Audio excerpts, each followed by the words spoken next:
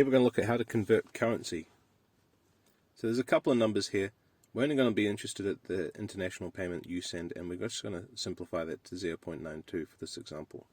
So this says that 1 New Zealand dollar will be the equivalent of 0.92 or 92 Australian cents. So the exchange rate from New Zealand is 0.92. So therefore, 100 New Zealand dollars will buy how many Australian dollars?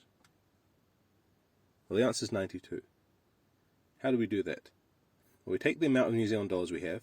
To convert it to Australian dollars, we just have to multiply it by the exchange rate, 0.92. So let's try the example, $50. Multiply it by the exchange rate, 0.92. That'll leave us with 46 Australian dollars. So that's how you convert from New Zealand to the foreign currency. Always the exchange rate is how much you'll get for 1 New Zealand dollar if you're in New Zealand making the exchange.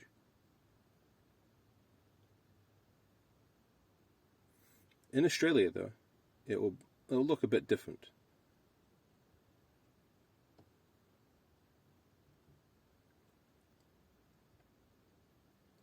So here's an example. Your aunt in Australia has sent you $50 Australian, and you want to convert it into New Zealand dollars so you can spend it.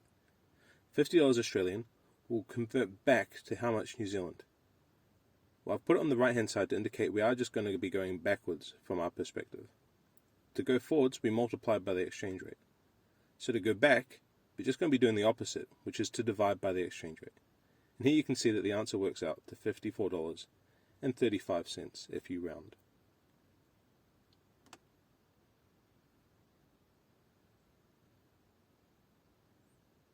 If we wanted to calculate the Australian exchange rate for converting to New Zealand dollars, given our 0.92 exchange rate to go to Australian dollars, it's the inverse. So it's just 1 divided by whatever the exchange rate was. So here we can see that the Australian dollars to New Zealand dollars exchange rate is 1.08, and so on.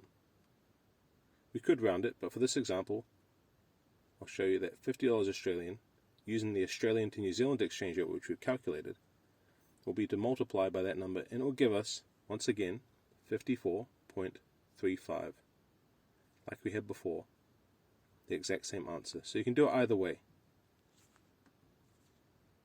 Let's look at another example. So we'll do New Zealand dollars to Japanese yen.